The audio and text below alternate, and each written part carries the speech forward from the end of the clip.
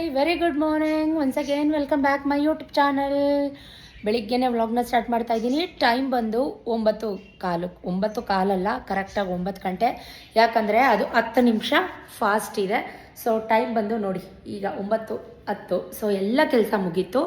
ಮನೆಯೆಲ್ಲ ಕ್ಲೀನ್ ಮಾಡಿ ನೀಟ್ ಮಾಡಿ ಸ್ನಾನ ಮಾಡಿ ಬಟ್ಟೆ ವಾಶ್ ಮಾಡಿ ಪೂಜೆ ಕೂಡ ಮಾಡಿದ್ದೀನಿ. ಪೂಜೆ ಮಾಡಿ ಒಂದು 5-10 ನಿಮಿಷ ಕೂತಿದ್ದೆ. ಇವತ್ತೇನು ವಾರ ಇಲ್ಲ, ಆದರೂ ಸಿಂಪಲ್ಲಾಗಿ ದೇವ್ರ ಮನೆಯೆಲ್ಲ ಕ್ಲೀನ್ ಮಾಡಿ ರಂಗೋಲಿ ಎಲ್ಲ ತೆಗೆದು ದೀಪ ಹಚ್ಚಿ ಪೂಜೆ ಮಾಡಿ ಒಂದು 5-10 ನಿಮಿಷ ಕೂತಿದ್ದೆ. Once again welcome back my YouTube channel Shweta ಅಡುಗೆ ಮನೆ. ನಿಮ್ಮ ಪ್ರೀತಿಯ ಶ್ವೇತಾ ಅಕ್ಕ ಮೈಸೂರಿಂದ ಅಂತ ಹೇಳ್ತಾ ಇವತ್ತಿನ ವ್ಲಾಗ್ನ ಸ್ಟಾರ್ಟ್ ಮಾಡ್ತಾ ಇದ್ದೀನಿ. ಯಾರಿನ್ನೂ ಸಬ್ಸ್ಕ್ರೈಬ್ ಮಾಡ್ಕೊಂಡಿಲ್ಲ ದಯವಿಟ್ಟು ಬೇಗ ಬೇಗ ಸಬ್ಸ್ಕ್ರೈಬ್ ಮಾಡ್ಕೊಳ್ಳಿ. ಪಕ್ಕದಲ್ಲಿರೋ ಬೆಲ್ ಐಕನನ್ನು ಪ್ರೆಸ್ ಮಾಡಿ ನನ್ನ ಹೊಸ ನ್ಯೂ ವಿಡಿಯೋ ನೋಟಿಫಿಕೇಷನ್ಗೋಸ್ಕರ ವಿಡಿಯೋ ಕೊನೆ ತನಕ ನೋಡಿ ಆಯಿತಾ. ಸ್ವಲ್ಪನಾದರೂ ಇಷ್ಟ ಆದರೆ ಫ್ರೆಂಡ್ಸ್ ಆ್ಯಂಡ್ ಫ್ಯಾಮಿಲಿಗೆ ವಿಡಿಯೋನ ಶೇರ್ ಮಾಡಿ ಅಂತ ಕೇಳ್ಕೊತಾ, ಮಕ್ಕಳೆಲ್ಲ ಕ್ಲಾಸ್ಗೆ ಹೋದ್ರು, ಎಕ್ಸಾಮ್ಸ್ ಇದೆ ಅವರಿಗೆ. ಸೊ ನಾನು ವ್ಲಾಗ್ನ ಸ್ಟಾರ್ಟ್ ಮಾಡ್ತಾಯಿದ್ದೀನಿ. ಎಲ್ಲ ಕೆಲಸ ಮುಗೀತು ಅಂತ ಹೇಳಿದೆ. ಸೊ ಸತೀಶ್ ಇಲ್ಲ, ಫ್ರೆಂಡ್ ಮನೆಗೆ ಹೋಗಿದ್ದಾರೆ, ಇನ್ನೂ ಬಂದಿಲ್ಲ. ಅವರೊಬ್ಬರು ಅಂದರೆ ಯಾರೋ ಕಾಂಟ್ರಾಕ್ಟರ್ ಕೊಡ್ತಾರಲ್ಲ, ಸೊ ಪಾರ್ಟಿ ಅವ್ರ ಮನೆಗೆ ಹೋಗಿದ್ದಾರೆ, ಇನ್ನೂ ಬಂದಿಲ್ಲ. ಅವರೊಬ್ರದ್ದು ಸ್ನಾನ ಆಗಬೇಕು. ಎಲ್ಲ ಕೆಲಸ ಮುಗಿಸಿದ್ದೀನಿ. ತಿಂಡಿಗೆ ಇವತ್ತು ನವಣೆ ದೋಸೆ ಉಯ್ದಿಟ್ಟಿದ್ದೀನಿ, ಬಟ್ ಬಿಸಿ ಇಲ್ಲ, ಆರೋಗಿದೆ. ಯಾಕಂದರೆ ಮಕ್ಳಿಗೆ ಬೇಗ ಬೇಕು, ಹಾಗಾಗಿ ಬೇಗ ಉಯ್ದೆ. ಅಡುಗೆ ಮನೆ ಕ್ಲೀನ್ ಮಾಡಬೇಕು, ಹಾಗಾಗಿ ಎಲ್ಲ ಕೆಲಸ ಮುಗಿಸ್ಬಿಟ್ಟೆ ಬೇಗ ಬೇಗ ಮಾಡಿ. ಅದಕ್ಕೆ ಕಾಂಬಿನೇಷನ್ ಮೆಣಸು ಜೀರಿಗೆ ಗೊಜ್ಜು, ಮೆಣಸು ಗೊಜ್ಜು ಅಥವಾ ಮೆಣಸಿನ ಸಾರು ಅಂತ ಕರೀತಾರೆ. ಅಮ್ಮ ನಮ್ಮಜ್ಜಿ ಎಲ್ಲ ಮಾಡೋರು, ಹಳೆಯ ಕಾಲದ ಸಾಂಬಾರು, ಅದು ಗೊಜ್ಜು ಥರ. ಬಿಸಿ ಅನ್ನಕ್ಕೆ ತುಪ್ಪ ಹಾಕ್ಕೊಂಡು ತಿಂದರೆ ಈ ಶೀತ, ನೆಗಡಿ, ಕೆಮ್ಮು, ಮೈಕೈ ನೋವು, ಕಫ ಈ ಥರದ್ದು ಏನೇ ಇದ್ದರೂ ಆದಷ್ಟು ಬೇಗ ಕ್ಲಿಯರ್ ಆಗುತ್ತೆ. ಕಫ ಎಸ್ಪೆಷಲಿ ಮಕ್ಕಳಿಗೆ ಈ ಟೈಮ್ ಇದು ಶೀತ ಟೈಮ್. ಯಾಕಂದರೆ ತುಂಬ ಒಂಥರ ಚಳಿ ಚಳಿ ಹಿಮ ಬೀಳೋ ಥರ ಇದೆ ವೆದರ್, ಗಾಳಿ ಆಷಾಢ ಗಾಳಿ ಥರ ಇದೆ. ಸೊ ಹಾಗಾಗಿ ನಮ್ಮ ಲವ್ ಬರ್ಡ್ಸ್ ಸೌಂಡನ್ನ ಸ್ವಲ್ಪ ಇಗ್ನೋರ್ ಮಾಡಿ ಮೆಣಸು ಜೀರಿಗೆ ಗೊಜ್ಜು ಥರ ಮಾಡಿದ್ದೀನಿ. ಏನಿಲ್ಲ, ಸಿಂಪಲ್ಲಾಗಿ ಮಾಡೋಂಥದ್ದು. ಒಂದು ಪ್ಯಾನಲ್ಲಿ ಸ್ವಲ್ಪ ಮೆಣಸು ಜೀರಿಗೆನ ಫ್ರೈ ಮಾಡಿಕೊಂಡು ಕೊಬ್ಬರಿ ಹಾಕಿ, ಬೆಳ್ಳುಳ್ಳಿ ಹಾಕಿ, ಶುಂಠಿ ಹಾಕಿ, ಒಂದು ಚೂರು ಕೊತ್ತಂಬರಿ ಸೊಪ್ಪು ಹಾಕಿ, ಚೂರು ಧನಿಯಾ ಪೌಡರ್ ಹಾಕಿ ರುಬ್ಕೊಂಡು ಒಗ್ಗರಣೆಗೆ ಹಾಕ್ಕೊಳ್ಳೋದು. ಅದಕ್ಕೆ ಯಾವ ಈರುಳ್ಳಿ ಏನೂ ಬೇಕಾಗಲ್ಲ. ಸಾಸಿವೆ, ಕರಿಬೇವು, ಜೀರಿಗೆ ಹಾಕಿ ಬೆಳ್ಳುಳ್ಳಿನ ಕುಟ್ಬಿಟ್ಟು ಹಾಕ್ಕೊಂಡು ಆ ಮಸಾಲೆ ರುಬ್ಕೊಂಡಿರೋ ಮಸಾಲೆನ ಹಾಕಿ ಚೆನ್ನಾಗಿ ಡ್ರೈ ರೋಸ್ಟ್ ಮಾಡಿಕೊಂಡು ಎಣ್ಣೆ ಬಿಡೋ ತನಕ ಅಷ್ಟೇ. ಮೆಣಸು ಜೀರಿಗೆ ಗೊಜ್ಜು ಸಖತ್ತಾಗಿರುತ್ತೆ. ಇದನ್ನು ನಾನು ಬಾಯಲ್ಲಿ ಹೇಳ್ತಾ ಇದ್ದೀನಿ, ರೆಸಿಪಿ ಏನೂ ಶೂಟ್ ಮಾಡ್ಕೊಳ್ಳಿಲ್ಲ. ಯಾಕಂದರೆ ಬೆಳಗ್ಗೆನೇ ಎಷ್ಟು ಕೆಲಸ ಇರುತ್ತೆ ನಿಮ್ಮೆಲ್ರಿಗೂ ಗೊತ್ತು. ಸೊ ಆ ರೀತಿ ಮಾಡಿಕೊಂಡ್ರೆ ನೀವು ಮಾಡ್ಕೊಂಡು ತಿನ್ನಿ. ಶೀತ ಆದಾಗ ಈ ಮೆಣಸಣ್ಣ ಅಂತೆಲ್ಲ ಮಾಡ್ಕೊಂಡು ತಿಂತೀವಲ್ಲ, ಇದು ಅದೇ ಥರ ಮೆಣಸು ಜೀರಿಗೆ ಗೊಜ್ಜು ಸಖತ್ತಾಗಿರುತ್ತೆ. ಬೇಕಿದ್ರೆ ಆನಿಯನನ್ನು ಈ ತವ ಮೇಲೆ ಸುಟ್ಟು ಅಥವಾ ಒಲೆ ಮೇಲೆ ಸುಟ್ಬಿಟ್ಟು ಅದ್ರ ಸಿಪ್ಪೆ ತೆಗೆದ್ಬಿಟ್ಟು ಹಾಕ್ಕೊಂಡು ಮಾಡ್ಕೊಂಡು ತಿನ್ನಿ, ಇನ್ನೂ ಚೆನ್ನಾಗಿರುತ್ತೆ. ನನಗಂತೂ ಆಲ್ ಟೈಮ್ ಫೇವ್ರೆಟ್. ಯಾವಾಗಲಾರು ಈ ಥರ ಕಫ, ನೆಗಡಿ, ಕೆಮ್ಮಾದಾಗ ನನ್ನ ಮಗಳಿಗೆ ಸ್ವಲ್ಪ ಖಾರ ಅಂತ ಇದ್ಲು, ಖಾರವಾಗೇ ಇರಬೇಕು. ಸೊ ಸತೀಶ್ಗಂತೂ ತುಂಬ ಇಷ್ಟ.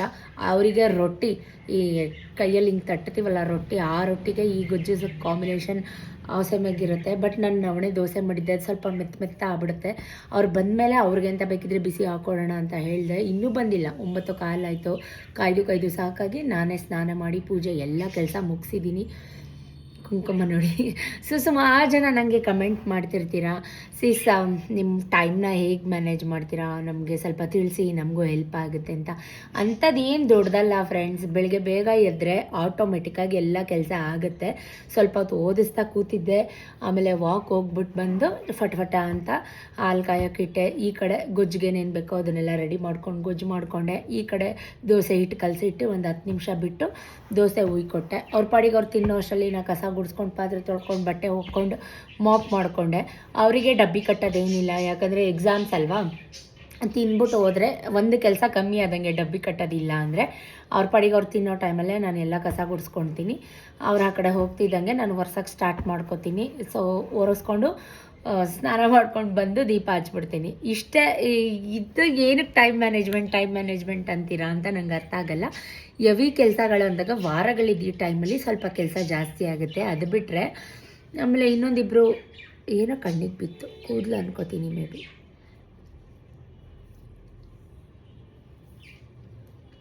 ಇನ್ನೊಂದು ಸ್ವಲ್ಪ ಜನ ಒಂದಿಬ್ಬರು ಸಿಸ್ಟರ್ಸ್ ಕಮೆಂಟ್ ಮಾಡಿದ್ರಿ, ಡೈಲಿ ಮನೇಲಿ ಎಷ್ಟು ದೀಪ ಹಚ್ತೀರಾ ನೀವು, ಎಷ್ಟು ದೀಪ ಹಚ್ಚೋದ್ರಿಂದ ಮನೆಗೆ ಒಳ್ಳೆಯದಾಗುತ್ತೆ ನಮಗೆ ತಿಳಿಸ್ಕೊಡಿ ಅಂತ ಕಮೆಂಟ್ ಮಾಡಿದರು. ನಾನು ಒಂದು ಹೇಳ, ದಯವಿಟ್ಟು ತಪ್ಪಾಗಿ ಅರ್ಥ ಮಾಡ್ಕೋಬೇಡಿ. ಒಳ್ಳೇದಾಗಬೇಕು ಅಂತ ನಮ್ಮ ಹಣೆಯಲ್ಲಿ ಬರೆದಿರಬೇಕು. ಭಗವಂತ ಬರೆದಿದ್ರೆ ಯಾರು ಏನೇ ಕೆಡಕು ಮಾಡಿದ್ರು ನಮಗೆ ಕೆಡಕ ಆ ಕ್ಷಣಕ್ಕೆ ಆದ್ರೂ ಕೂಡ ಭಗವಂತ ನಮ್ಮ ಕೈ ಹಿಡಿದ್ರೆ, ನಾವು ನಂಬಿರೋ ದೇವ್ರು ನಮ್ಮನ್ನು ಕೈ ಹಿಡಿದ್ರೆ ನಮಗೆಲ್ಲೂ ಕೆಟ್ಟದಾಗೋದಿಲ್ಲ. ಆಮೇಲೆ ಇನ್ನೊಂದು ಏನು ಹೇಳ್ಬೇಕಂದ್ರೆ, ನಾನು ಡೈಲಿ 12 ದೀಪ ಹಚ್ತೀನಿ. ತುಳಸಿ ಕಟ್ಟೆಗೆ 2, ಹೊಸ್ಲಿಗೆ 2. ನಿಮಗೆ ಕಾಣಿಸ್ತಾ ಇದೆಯಾ? ಹೊಸ್ಲು ದೀಪ ಇನ್ನೂ ಉರಿತಾ ಇದೆ. ಹೊಸ್ಲಿಗೆ 2 ದೀಪ, ತುಳಸಿ ಕಟ್ಟೆಗೆ 2 ದೀಪ. ದೇವ್ರ ಮನೆಯಲ್ಲಿ 8 ದೀಪಗಳ ಹಚ್ತೀನಿ, ಬೆಳ್ಳಿದು ತಾಮ್ರದ್ದು. ಬೆಳ್ಳಿ ದೀಪನೇ ಹಚ್ಚಬೇಕಾ ಅಂತೇನಿಲ್ಲ, ತಾಮ್ರದ ದೀಪಗಳು ಕೂಡ ಶ್ರೇಷ್ಠ ಆಗುತ್ತೆ ದೇವ್ರ ಪೂಜೆಗೆ. ತಾಮ್ರ, ಕಂಚು, ಹಳೆ ಕಾಲದಲ್ಲೆಲ್ಲ ಅದನ್ನೇ ತಾನೇ ಯೂಸ್ ಮಾಡ್ತಾ ಇದ್ದಿದ್ದು. ಆ ಥರದ್ರಲ್ಲೇ ಅಡುಗೆ ಮಾಡಿದ್ರೆ ನಮ್ಮ ಹೆಲ್ತು ಚೆನ್ನಾಗಿರುತ್ತೆ. ನಮ್ಮ ದೇವ್ರ ಮನೇಲಿ ತಾಮ್ರ, ಕಂಚು ಈ ಥರದ್ದೆಲ್ಲ ಯೂಸ್ ಮಾಡಿದ್ರೆ ಇನ್ನೂ ಚೆನ್ನಾಗಿರುತ್ತೆ. ಆಮೇಲೆ ಇನ್ನೊಂದೇನು ಹೇಳಬೇಕಂದ್ರೆ, 2 ದೀಪ ಹಚ್ಚಿ, 1 ದೀಪ ಯಾವತ್ತೂ ಹಚ್ಚಕ್ಕೆ ಹೋಗಬೇಡಿ. 2 ದೀಪ ಹಚ್ಚಿ, ಅದು ಮನಸ್ಸಿನ ಭಕ್ತಿಪೂರ್ವಕವಾಗಿ ಶ್ರದ್ಧೆ ಭಕ್ತಿಯಿಂದ, ಯಾರಿಗೂ ಮನಸ್ಸಲ್ಲಿ ಕೆಟ್ಟದ್ದು ಬಯಸ್ತೀರಾ ಒಳ್ಳೆಯದೇ ಮಾಡ್ಕೊಂಡು ಹಚ್ಚಿ, ಏನಾಗಲ್ಲ, ಒಳ್ಳೆಯದಾಗುತ್ತೆ. ಹೀಗೆ ನಿಮ್ಮ ಜೊತೆ ವ್ಲಾಗ್ ಮಾಡ್ತಾಯಿದ್ದೆ, ಅಷ್ಟರಲ್ಲಿ ಸತೀಶ್ ಕೂಡ ಬಂದರು.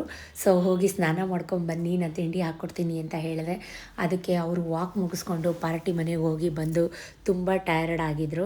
ಹಾಗಾಗಿ ಅವರು ಬಂದರು, ತಿಂಡಿ ಹಾಕ್ಕೊಟ್ಟೆ, ತಿಂಡಿ ತಿಂದರು. ನೋಡ್ತಾ ಮಧ್ಯಾಹ್ನ ಆಗೇ ಹೋಯ್ತು ಫ್ರೆಂಡ್ಸ್, ನನಗೆ ಟೈಮೇ ಸಿಕ್ಕಲಿಲ್ಲ.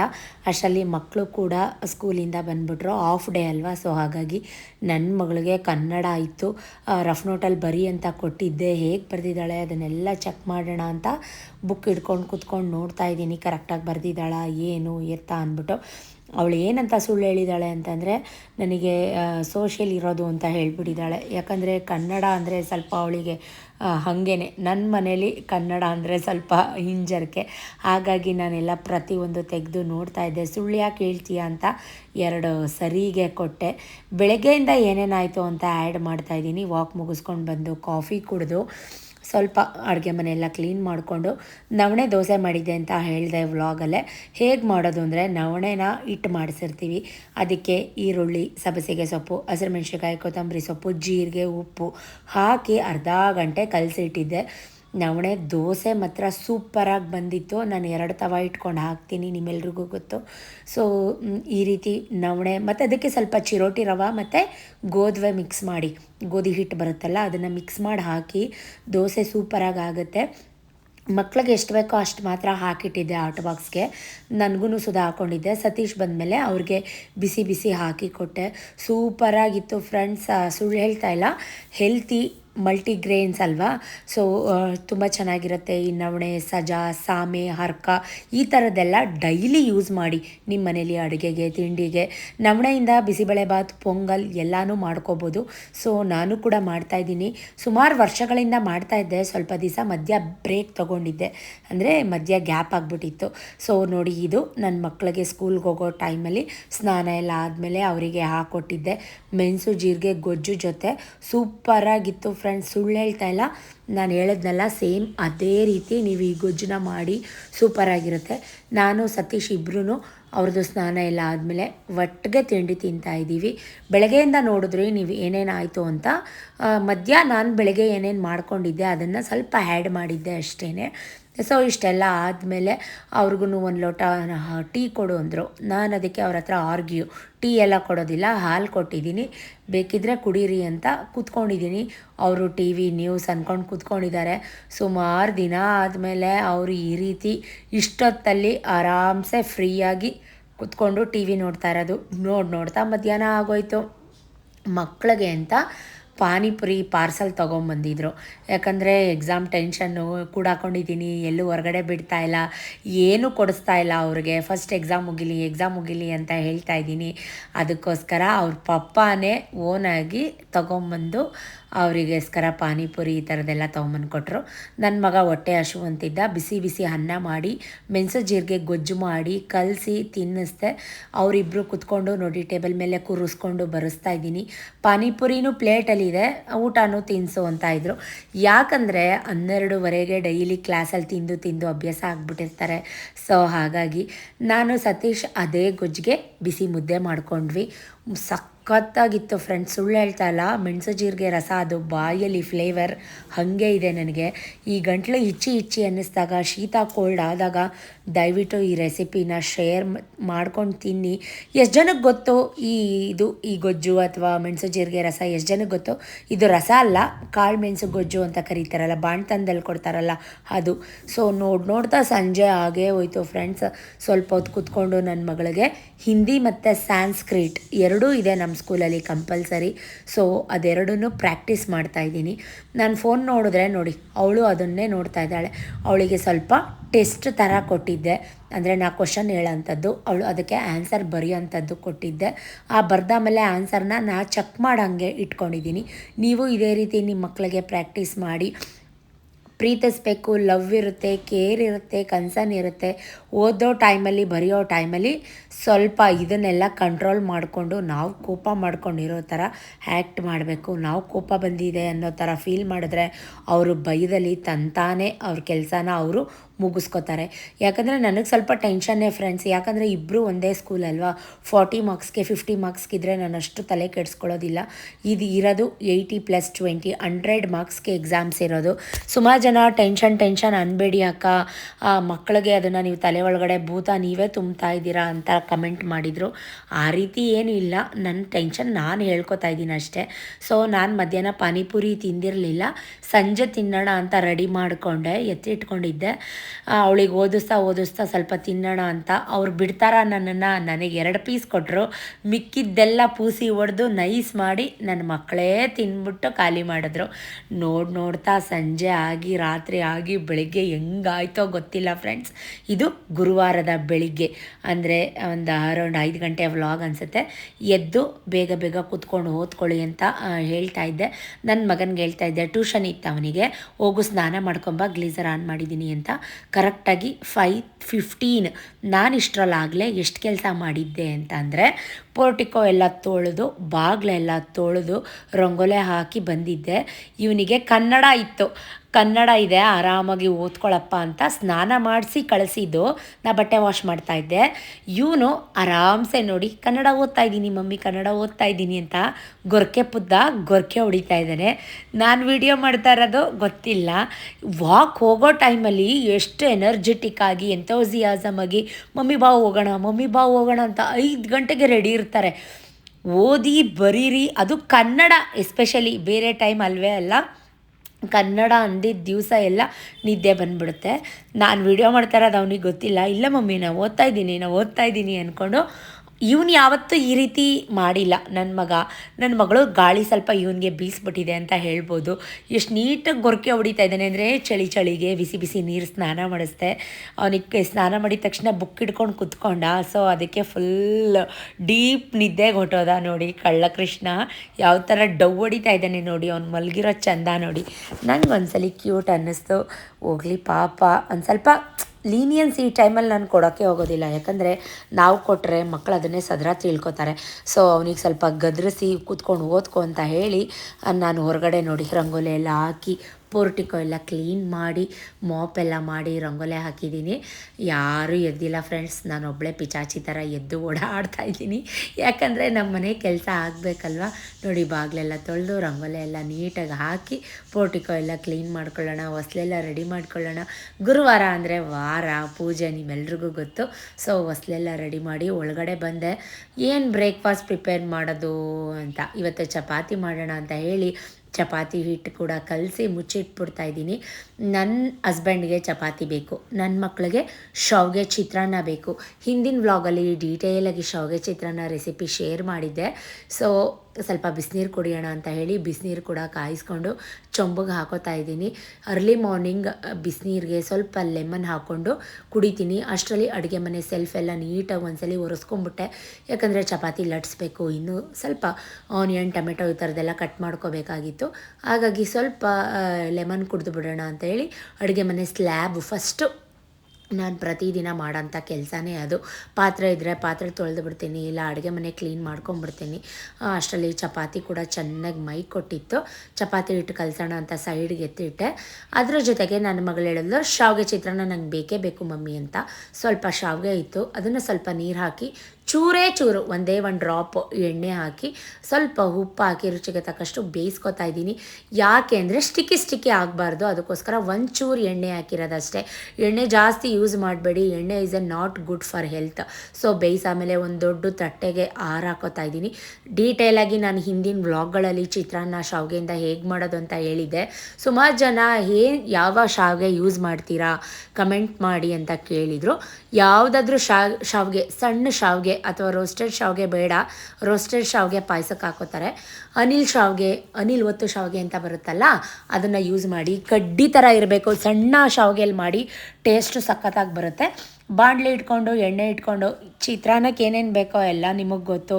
ಚಿತ್ರಾನ್ನ ಯಾರಿಗೆ ಗೊತ್ತಿಲ್ಲ ಫ್ರೆಂಡ್ಸ್. ಅದೇ ರೀತಿನ ಟೊಮೆಟೊ ಹಾಕಿರಲಿಲ್ಲ, ಸ್ವಲ್ಪ ಡಿಫ್ರೆಂಟಾಗಿ ಮಾಡೋಣ ಅಂತ ಹೇಳಿ ಈರುಳ್ಳಿ ಎಲ್ಲ ಚೆನ್ನಾಗಿ ಬಾಡಾದ್ಮೇಲೆ ಸ್ವಲ್ಪ ಶುಂಠಿನ ತುರಿದ್ಬಿಟ್ಟು ಹಾಕಿ, ಇಲ್ಲ ಜಜ್ಜಿಬಿಟ್ಟು ಹಾಕಿ, ಸ್ವಲ್ಪ ನಾನೇನು ಅರಿಶಿನ ಪುಡಿ ಹಾಕೋತಾ ಇದ್ದೀನಿ.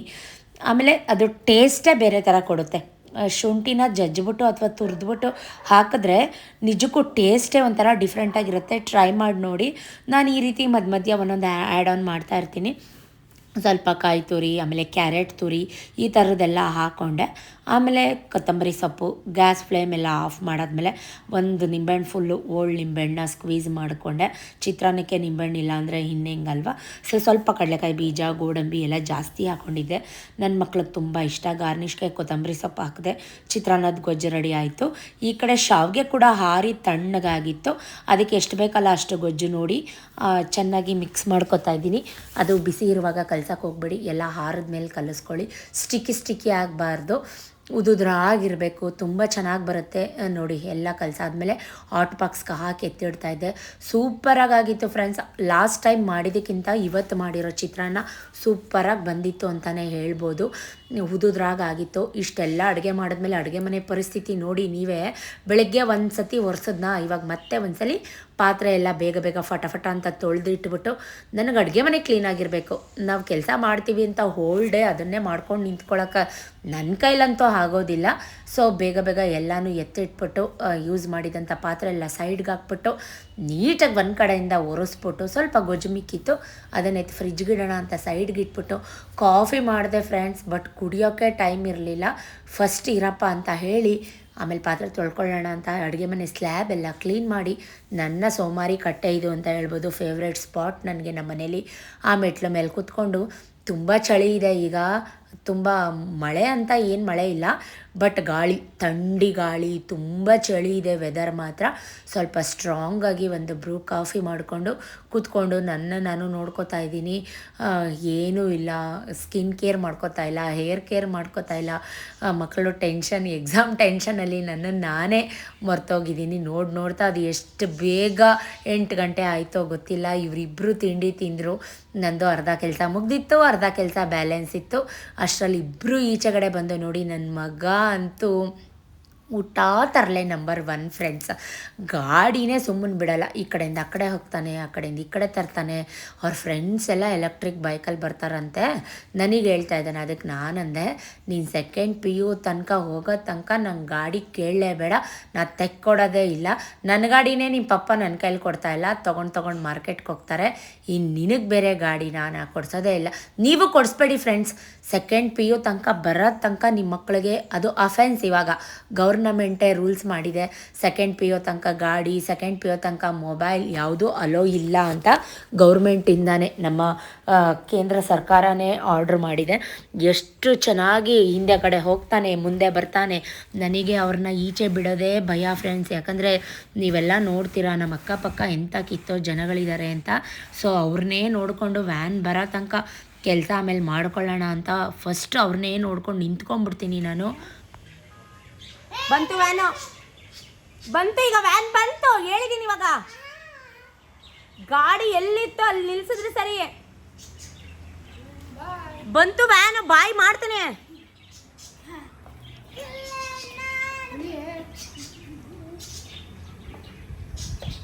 ಬಂತು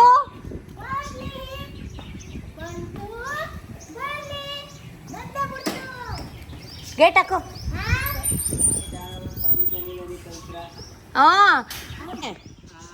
ಸೋಮವಾರ ಅಲ್ಲೆಲ್ಲ ಫುಲ್ ಅದೇ ಹೇಳಿದ್ದು, ಅದ್ರ ಬಗ್ಗೆನೇ ಫುಲ್ಲು. ಇವತ್ತು ನಡಿ 9:30ಗೆ.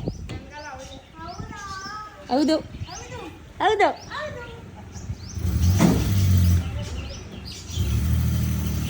ಅಷ್ಟರಲ್ಲಿ ವ್ಯಾನ್ ಕೂಡ ಬಂತು, ಅವರಿಬ್ಬರು ಕೂಡ ಹೊರಟರು. ಅಷ್ಟರಲ್ಲಿ ಮನೆಯಲ್ಲಿ ಸಾಂಬಾರು ಏನು ಮಾಡೋದು ಅಂತ ಟೆನ್ಷನ್.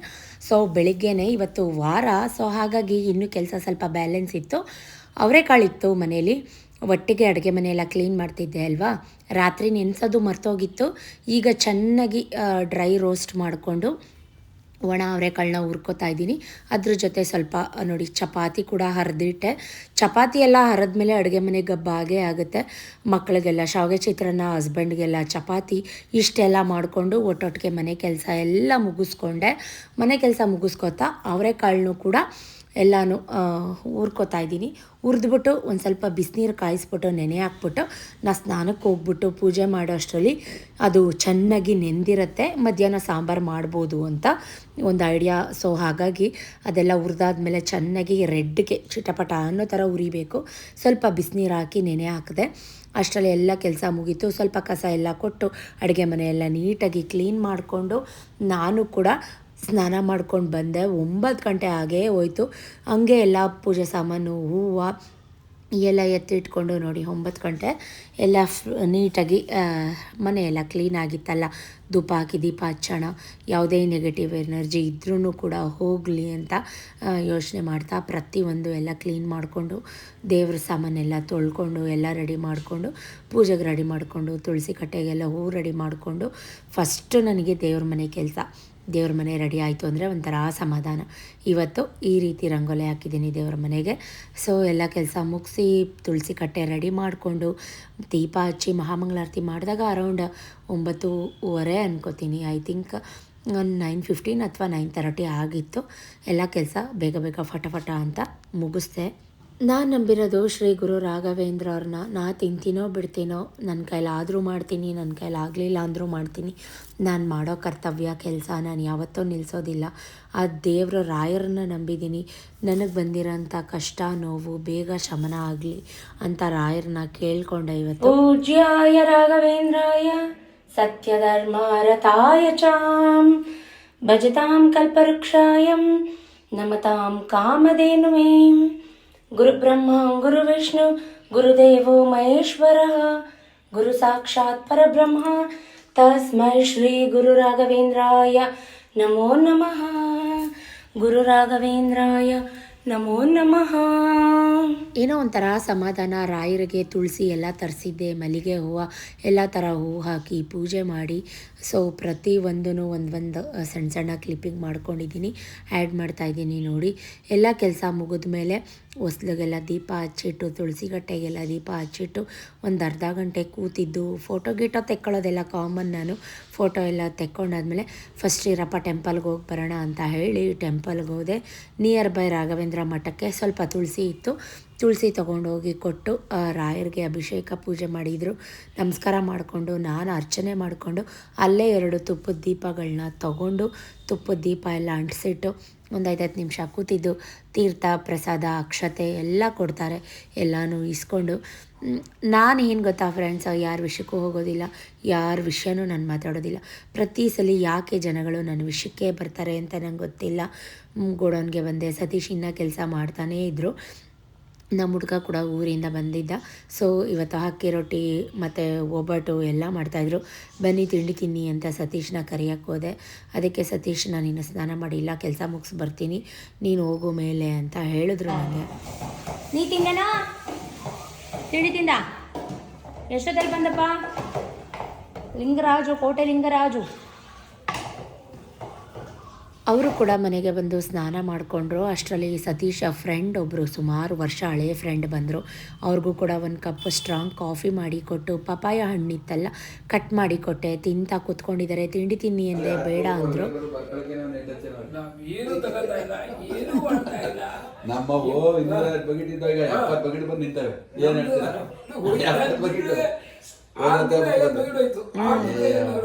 ಬೇಸರಗಳು ಸೌಟ್ ಅನ್ನೋದಕ್ಕೆ ಅಂತೂ ಒಂದೊಂದು ಸಿಜ್ಜರ್ ನಾವೇನು ಎಲ್ಲಿ ಕೈಕ ಕೂತ್ಕೊಳ್ತೇವೆ. ಈಗ ನೋಡಿದ್ರೆ ಏನಾದ್ರು ಕೈಗೆ ಬಚ್ಚಿಟ್ ಕೊಡ್ತಿದಾಗ ಎಲ್ಲ ಮಾಡ್ಕೊಂಡ್ಬಿಡ್ತಾರೆ. ಓಡ್ಬೇಕು ಮನೆಗೆ. ಆಮೇಲೆ ಇವಾಗ ಕೈಲಿ ಮೊಬೈಲ್ ಬಂದ್ಬಿಟ್ಟು ಈಗ ಯಾವ ಕೆಲಸ ಮಾಡಿಲ್ಲ. ನಾವೇ ಅದಕ್ಕೆ ಕಮ್ಮಿ ಮಾಡ್ಬಿಟ್ಟು ಜಾಸ್ತಿ ಒಪ್ಕೊಳ್ಳಲ್ಲ. ಈಗ ನಮ್ ಗೋಡವ್ರಿಗೆ ಎಷ್ಟು ಬೇಕು ಸುಮ್ ಕೂತ್ಕೊಳ್ಳೋಕಾಲ ಎಷ್ಟು ಬೇಕು ಅಷ್ಟು ತಗೋಬೇಕು ಸುಮ್ಮನೆ. ಅದಕ್ಕೀಗ ಜಾಸ್ತಿ ಒಪ್ಕೊಳಕೋಲ್ಲ ನಾನು. ಸವಾಸ ಬೇಡ ಅಂತ ಈಗಿನ ಎಟ್ ಕುಕ್ಕೊಳ್ಳು ಅವರೆಲ್ಲ ಒಪ್ಕೊಂಡು ಏನ್ ಮಾಡಿ. ಆಮೇಲೆ ಲೇಬರ್ ನೀವು ಹೇಳಿ ನೋಡಿದ್ನ ಲೇಬರ್ ಒಪ್ಕೊಂಡ್ಬಿಟ್ರೆ ಅವ್ರದ್ದು ಮಾಮೂಲಿ ಇರುತ್ತಲ್ಲ ಹಳೆಯ ಸ್ಟೋರಿಗಳು. ಅವರು ಆವಾಗ RNM ಎಂಟರ್ಪ್ರೈಸಸ್ಗೆ ಸೇರಿಕೊಂಡಂಥ ವಸ್ತ್ರಲ್ಲಿ ಅವ್ರಿಗೆ ಎಷ್ಟು ಸಂಬಳ, 300 ರೂಪಾಯಿಗೆ ಇಡೀ ತಿಂಗಳೆಲ್ಲ ಕೆಲಸ ಮಾಡ್ತಾ ಇದ್ದಿದ್ದು. ಅದನ್ನೆಲ್ಲ ನೆನೆಸ್ಕೊಂಡು 20-25 ವರ್ಷ ಹಳೆಯ ಫ್ರೆಂಡ್ಶಿಪ್ ಇವ್ರದ್ದೆಲ್ಲ. ಹೀಗೆ ಮಾತಾಡಿಕೊಂಡು ನಗಾಡಿಕೊಂಡು ಇವಾಗಿನ ಹುಡುಗರು ಹೆಂಗೆ, ಇವಾಗಿನ ಲೇಬರ್ ಹೆಂಗೆ. ಫ್ರೆಂಡ್ಸ್, ನಾವು ಬಿಸ್ನೆಸ್ ಮಾಡೋದು ಹೆಚ್ಚಲ್ಲ, ಅದಕ್ಕೆ ಎಷ್ಟು ಖರ್ಚಿರುತ್ತೆ ಅಂತ ನಮಗೆ ಮಾತ್ರ ಗೊತ್ತು. ಖರ್ಚು ಜೊತೆ ಎಷ್ಟು ಟೆನ್ಷನ್ ಇರುತ್ತೆ, ಎಷ್ಟು ವರ್ಕ್ ಪ್ರೆಷರ್ ಇರುತ್ತೆ, ಎಷ್ಟು ಜವಾಬ್ದಾರಿಗಳಿರುತ್ತೆ. ನಾವು ಒಬ್ಬಿಬ್ರಿಗೆ ಮಾಡೋಕ್ಕೆ ಮನೇಲಿ ಎಷ್ಟೆಲ್ಲ ಕೂಗಾಡ್ತೀವಿ, ಕಿರ್ಚಾಡ್ತೀವಿ. ಅದೇ ಸಾವಿರಾರು ಜನಕ್ಕೆ ಅಡುಗೆ ಮಾಡೋಕ್ಕೆ ಎಷ್ಟು ಪ್ರೆಷರ್ ಇರುತ್ತೆ ಗೊತ್ತಾ. ನಂಬರ್ 1 ಐ ರಿಸ್ಕ್ ಜಾಬ್ ಅಂದರೆ ಕೇಟ್ರಿಂಗ್ ಅಂತ ಹೇಳೋಕ್ಕೆ ಇಷ್ಟಪಡ್ತೀನಿ. ಯಾಕಂದರೆ 24/7 ನೆಮ್ಮದಿ ಇರಲ್ಲ, ನಿದ್ರೆ ಇರಲ್ಲ, ಇನ್ ಟೈಮ್ಗೆ ಊಟ ಇರಲ್ಲ, ಯಾವಾಗಲೂ ಟೆನ್ಷನ್ ಬರೀಲೇ ಜೀವನ ಮುಗ್ದೋಗುತ್ತೆ. ಈ ರೀತಿಯೇ ಮಾತಾಡ್ತಾಯಿದ್ರು. ಅಷ್ಟರಲ್ಲಿ ನಾನು ಅಡುಗೆಗೆಲ್ಲ ಪ್ರಿಪೇರ್ ಮಾಡ್ಕೋತಾ ಇದ್ದೆ. ಕಾಯಿ ಎಲ್ಲ ತುರ್ಕೊಂಡು, ಈರುಳ್ಳಿ ಎಲ್ಲ ಬಿಡಿಸ್ಕೊಂಡು. ನಾನು ಲಾಸ್ಟ್ ಟೈಮು ಒಂದು ಕಪ್ ಕಡಲೆಕಾಳಿನ ಸಾಂಬಾರು ರೆಸಿಪಿ ಶೇರ್ ಮಾಡಿದ್ದೆ, ನೀವೆಲ್ಲ ನೋಡಿದ್ದೀರಾ. ಅದೇ ರೀತಿ ಮಾಡೋಣ. ಹುಳಿ ಖಾರ ಸಾರಿದು ತುಂಬ ಚೆನ್ನಾಗಿರುತ್ತೆ. ಹುಳಿ ಖಾರ ಅಂತ ಕರಿತೀವಿ ನಾವು ಇದಕ್ಕೆ. ಅವರೆಕಾಳು ಹುಳಿ ಖಾರ ಅಥವಾ ಹುಳಿಕಾಳು ಹುಳಿ ಖಾರ ಅಂತ ಕರಿತೀವಿ. ಸತೀಶ್ಗೆ ಈ ಥರ ಕಾಳು ಸಾಂಬಾರು ಅಂದರೆ ಆಲ್ ಟೈಮ್ ಫೇವ್ರೆಟ್. ಬಟ್ ಒಂದಂದರೆ ಅವರಿಗೆ ಇದು ಏನು ಆಲೂಗಡ್ಡೆ, ಬದನೆಕಾಯಿ ಈ ಥರದ್ದೆಲ್ಲ ಹಾಕೋಂಗಿಲ್ಲ. ನಮಗೆಲ್ಲ ಇಷ್ಟ. ಅದ್ರ ಬದಲು ಕರ್ಮೀನು ಹಾಕು ಅಂತ ಹೇಳ್ತಾಯಿದ್ರು. ಅಂದರೆ ಡ್ರೈ ಮೀನು ಅಂತ ಸಿಗುತ್ತಲ್ಲ, ಸ್ಮಾಲ್ದು. ಆದರೆ ಇವತ್ತು ಗುರುವಾರ, ನಾವು ಯಾರೂ ತಿನ್ನೋದಿಲ್ಲ, ಹಾಗಾಗಿ ನಾನು ಹಾಕಲಿಲ್ಲ. ಅದೇ ರೀತಿ ನಾನು ಎಲ್ಲ ಕಾಳೆಲ್ಲ ಬೇಯಿಸ್ಕೊಂಡು ಮಾಮೂಲಿ ಸಿಂಪಲ್ಲಾಗೆ ಬೆಳ್ಳುಳ್ಳಿ ಕೊಟ್ಟು ಒಗ್ಗರಣೆ ಹಾಕಿ ಈರುಳ್ಳಿ ಹಾಕ್ಕೊಂಡು, ಸ್ವಲ್ಪ ಈರುಳ್ಳಿ ಜಾಸ್ತಿನೇ ಹಾಕಿದೆ. ಅದಕ್ಕೆ ಸ್ವಲ್ಪ ಬೆಳ್ಳುಳ್ಳಿ ಕುಟ್ಟು ಹಾಕಿದ್ದು ಎಲ್ಲ ಹಸಿ ವಾಸನೆ ಹೋದ್ಮೇಲೆ ಕಾಳು ಬೇಯಿಸಿರೋ ನೀರು ಸಮೇತ ಹಾಕ್ಕೊಂಡು ಒಂದೇ ಒಂದು ಟೊಮೆಟೊ ಕಟ್ ಮಾಡಿ ಹಾಕ್ಕೊಂಡೆ. ಮಸಾಲೆ ಆ್ಯಸ್ ಇಟ್ ಈಸ್ ಅದೇ ಮಸಾಲೆ. ಸಾಂಬಾರು ಪುಡಿ ಚೆನ್ನಾಗಿದ್ರೆ ನಾವು ಮಾಡೋ ಪ್ರತಿಯೊಂದು ಸಾಂಬಾರು ಕೂಡ ಚೆನ್ನಾಗಿರುತ್ತೆ. ಸಾಂಬಾರು ಪುಡಿ ಕೆಳಗಡೆ ನಮ್ಮ ಕೇಟ್ರಿಂಗಲ್ಲಿ ಮಾಡೋ ಸಾಂಬಾರು ಪುಡಿನೇ ನಾನು ಯೂಸ್ ಮಾಡೋದು. ತುಂಬ ಚೆನ್ನಾಗಿತ್ತು. ಲಾಸ್ಟ್ ಟೈಮ್ ತೋರಿಸಿದಂಥದ್ದೇ ಇದೇ ಥರ, ಬಟ್ ಕಾಳು ಡಿಫ್ರೆಂಟ್ ಅಷ್ಟೇ. ಇದನ್ನು ಗಟ್ಟಿಯಾಗಲೂ ಕೂಡ ಮಾಡ್ಕೊಬೋದು, ತೆಳುಗೂ ಕೂಡ ಮಾಡ್ಕೊಬೋದು. ನಾನು ಒಂದು ಮೀಡಿಯಮ್ ಕನ್ಸಿಸ್ಟೆನ್ಸಿಲಿ ಮಾಡ್ಕೋತೀನಿ ಪ್ರತಿ ಸಲ. ಸ್ವಲ್ಪ ಹುಣಸೆ ಹುಳಿನ ನೆನಪಿಸ್ಕೊಂಡು ಹುಣಸೆ ಹುಳಿ ಆ್ಯಡ್ ಮಾಡಿಕೊಂಡೆ. ಒಂದು ಏನೇ ಹೇಳ್ಬೇಕಂದ್ರೆ, ಈ ವಿಡಿಯೋ ಎಡಿಟ್ ಮಾಡುವಾಗ ನನಗೆ ತುಂಬಾ ಡಿಸ್ಟರ್ಬೆನ್ಸು. ಒಬ್ಬರಾದ್ಮೇಲೆ ಒಬ್ಬರು ನಂಗೆ ವಾಯ್ಸ್ ಓವರ್ ಕೊಡೋಕ್ಕೆ ಬಿಡ್ತಾಯಿಲ್ಲ. ಸೊ ಅಡುಗೆ ಮಾಡುವಾಗಲೇ ಮಾತಾಡಿಕೊಂಡು ವಿಡಿಯೋ ಮಾಡ್ಕೊಳ್ಳೋಣ ಅಂದ್ರೆ ಅದು ಆಗೋದಿಲ್ಲ. ನಿಜಕ್ಕೂ ನನಗೆ ಹೆಂಗಾಗ್ಬಿಟ್ಟಿದೆ ಅಂದರೆ ವಿಡಿಯೋ ಮಾಡೋದೇ ಬೇಡ ಅನಿಸ್ಬಿಡುತ್ತೆ ಒಂದು ಟೈಮು. ಸತೀಶ್ ಅಂತೂ ರೇಗಾಡ್ತಿದ್ರು. ಟಿ ವಿ ಹಾಕೋತಾರೆ, ಹುಡುಗರು ಬರ್ತಾರೆ. ಓ ಗಾಡ, ನನಗೆ ಈ ವಾಯ್ಸ್ ಓವರ್ ಕೊಡೋದು ಅಥವಾ ಈ ವಿಡಿಯೋ ಎಡಿಟ್ ಮಾಡೋಕ್ಕೆ ನಿಜಕ್ಕೂ ನಂಗೆ ಟೈಮೇ ಅಡ್ಜಸ್ಟ್ ಆಗ್ತಾಯಿಲ್ಲ ಫ್ರೆಂಡ್ಸ. ಸೊ ಸಾಂಬಾರು ಮಾತ್ರ ತುಂಬ ಚೆನ್ನಾಗಾಗಿತ್ತು. ಅದ್ರ ಜೊತೆ ರೈಸ್ಗೂ ಕೂಡ ಇಟ್ಕೊಂಡೆ, ಬೇಗ ಮಕ್ಕಳು ಬಂದುಬಿಡ್ತಾರೆ ಅಂತ ಹೇಳ್ಕೊಂಡು. ಅಲ್ಲಿಂದಲ್ಲೇ ನಾನು ಪ್ರತಿ ಸಲ ಎಲ್ಲ ಕ್ಲೀನ್ ಮಾಡ್ಕೊತಿರ್ತೀನಿ. ನಿಮಗೆ ಗೊತ್ತು, ನನಗೆ ಕೆಲಸ ಒಂದು ರಾಶಿ ಗುಡ್ಡೆ ಹಾಕ್ಕೊಂಡು ಅದಕ್ಕೊಂದ್ಸಲ ಟೈಮ್ ಕೊಟ್ಕೊಂಡು ಅದನ್ನೊಂದ್ಸಲಿ ಮಾಡ್ಕೊಳ್ಳೋಕ್ಕೆ ಖಂಡಿತವಾಗ್ಲೂ ಇಷ್ಟ ಆಗೋದಿಲ್ಲ. ಪ್ರತಿ ಒಂದು ಕೆಲಸ ಅದ್ರ ಪಾಡಿಗೆ ಅದು ಮಾಡುವಾಗ ನನ್ನ ಕೆಲಸ ನಾನು ಇದ್ರ ಪಾಡಿಗೆ ಇದು ಮಾಡ್ಕೋತೀನಿ. ಅಷ್ಟರಲ್ಲಿ ರೈಸು ಕೂಡ ಆಯಿತು. ರೈಸ್ ಕೂಡ ಸೈಡ್ಗೆ ಎತ್ತಿಟ್ಬಿಟ್ಟು ವಿಷಲೆಲ್ಲ ಆಫ್ ಮಾಡಿಬಿಟ್ಟು ಬಿಸಿ ಮುದ್ದೆ ಮಾಡೋಣ ಅಂತ ಅಂದ್ಕೊಂಡೆ. ಸತೀಶ್ಗೆ ಫೋನ್ ಮಾಡಿದೆ, ಬರ್ತೀರಾ ಮುದ್ದೆ ಮಾಡಲಾ ಅಂತ. ಇನ್ನೊಂದು ಸ್ವಲ್ಪ ಹೊತ್ತು ಬಿಟ್ಕೊಂಡು ಮಾಡು, ನಾನು ಎಲ್ಲ ಹೊರಗಡೆ ಇದ್ದೀನಿ ಅಂತ ಅಂದರು. ಸೊ ಸಾಂಬಾರು ಕೂಡ ಕೊತ ಕುದೀತಾ ಇದೆ. ಇಡೀ ಮನೆಯೆಲ್ಲ ಒಂಥರ ಫ್ಲೇವರ್ ಗಮ್ ಅಂತ ಇತ್ತು. ಆ ಬೆಳ್ಳುಳ್ಳಿ ಇದು, ಆಮೇಲೆ ಆ ಮಸಾಲೆದು ಗಮ್ ಅಂತ ಬರ್ತೈತೆ. ಇದಕ್ಕೆ ಒಣ ಅವರೆಕಾಳಿನ ಉರ್ಸಾರು ಅಂತಲೂ ಕೂಡ ಕರೀತಾರೆ. ಇದಕ್ಕೆ ಒಣಮೀನು ಬರುತ್ತಲ್ಲ, ಕರ್ಮೀನು ಅಂತ ಕರಿತೀವಿ ನಮ್ಮ ಕಡೆ, ಅದನ್ನು ಆ್ಯಡ್ ಆನ್ ಮಾಡಿಕೊಂಡ್ರೆ ಇನ್ನೂ ಮಸ್ತಾಗಿರುತ್ತೆ. ಇದು ಸಾಂಬಾರು ಗೊತ್ತಿತ್ತಾ ಯಾರಿಗಾದರೂ? ಗೊತ್ತಿರುತ್ತೆ, ಇದೇನು ಹೊಸದೇನಲ್ಲ, ನಾಟಿ ಸ್ಟೈಲ್, ಹಳೇ ಸ್ಟೈಲ್ ಸಾಂಬಾರು. ಗಾರ್ನಿಷ್ಗೆ ಲಾಸ್ಟಲ್ಲಿ ಸ್ವಲ್ಪ ಕೊತ್ತಂಬರಿ ಸೊಪ್ಪು, ರುಚಿಗೆ ಒಂದು ಸ್ವಲ್ಪ ರುಚಿ ಕಮ್ಮಿ ಅನಿಸ್ತು, ಒಂಚೂರು ಸಾಲ್ಟ್ನ ಆ್ಯಡ್ ಮಾಡಿಕೊಂಡೆ. ಫೈನಲಿ ಸಾಂಬಾರು ಕೂಡ ರೆಡಿ ಆಯಿತು. ಆ ನೊರೆ ಬರುತ್ತಲ್ಲ ಸಾಂಬಾರಲ್ಲಿ, ಅಲ್ಲಿ ತನಕ ಅದು ನೊರೆ ಆರೋ ತನಕ ಸಾಂಬಾರು ಕುದಿಸ್ಬೇಕು ನೀವು. ಸೂಪರಾಗಿ ಆಗುತ್ತೆ ಸಾಂಬಾರು. ಬಿಸಿ ಬಿಸಿ ಮುದ್ದೆ ಜೊತೆ ಒಳ್ಳೆ ಕಾಂಬಿನೇಷನ್. ಸತೀಶ್ ಕೂಡ ಬಂದರು, ಅವ್ರಿಗೂ ಕೂಡ ಬಿಸಿ ಮುದ್ದೆ ಮಾಡಿಕೊಟ್ಟೆ. ನೆಮ್ಮದಿಯಾಗಿ ಟಿ ವಿ ಆನ್ ಮಾಡಿಕೊಂಡು, ಟಿ ವಿ ಒಂದಿದ್ದರೆ ಅವ್ರಿಗೆ ಇನ್ನೇನು ಬೇಡ, ಅವರು ಟಿ ವಿ ನೋಡಿಕೊಂಡು ಆರಾಮ್ಸೆ ಊಟ ಮಾಡ್ತಾಯಿದ್ದಾರೆ. ಸೊ ಫೈನಲಿ ಮಕ್ಕಳು ಕೂಡ ಬಂದಿದ್ದರು, ಅವ್ರದ್ದು ಕೂಡ ಊಟ ಆಗಿ ತಾಚಿ ಮಾಡೋ ಟೈಮ್ ಆಗಿತ್ತು. ಯಾಕಂದರೆ ಸ್ವಲ್ಪ ಹೊತ್ತು ಮಲಗಿಸಿದ್ರೆ ಮತ್ತೆ ಸಂಜೆ ಎದ್ದು ಬರ್ಸೋ ಟೈಮ್. ಅವ್ರು ಯೂಶ್ವಲಿ ಮುದ್ದೆ ತಿಂದಾದ್ಮೇಲೆ ರೈಸ್ ಹಾಕ್ಕೊಳ್ಳೋದಿಲ್ಲ, ಅವ್ರು ರೈಸ್ ಹಾಕ್ಕೊಂಡು ಊಟ ಮಾಡ್ತಾಯಿದ್ದಾರೆ ಅಂತಂದರೆ ಸಾಂಬಾರು ಚೆನ್ನಾಗಿದೆ, ಅವ್ರಿಗಿಷ್ಟ ಆಗಿದೆ ಅಂತಲೇ ಕೂಡ ಅರ್ಥ. ನನಗೂ ಕೂಡ ಖುಷಿ ಆಯಿತು. ಸೊ ಫ್ರೆಂಡ್ಸ್, ಫೈನಲಿ ನೋಡಿದ್ರಲ್ಲ, ಬುಧವಾರ ಮತ್ತು ಗುರುವಾರ ಮಧ್ಯಾಹ್ನ ತನಕ ವ್ಲಾಗ್ನ ಕಂಟಿನ್ಯೂ ಮಾಡಿದ್ದೀನಿ. ರೆಸಿಪೀಸ್ ತೋರಿಸಿದ್ದೀನಿ, ತಿಂಡಿ ತೋರಿಸಿದ್ದೀನಿ, ಸಾಂಬಾರು ರೆಸಿಪಿ ತೋರಿಸಿದ್ದೀನಿ, 2 ಥರ 3 ಥರ ತೋರಿಸಿದ್ದೀನಿ. ಸೊ ಕಂಪ್ಲೀಟ್ ವ್ಲಾಗ್ ಏನು ಅನ್ನಿಸ್ತು ಕಮೆಂಟಲ್ಲಿ ಹೇಳಿ.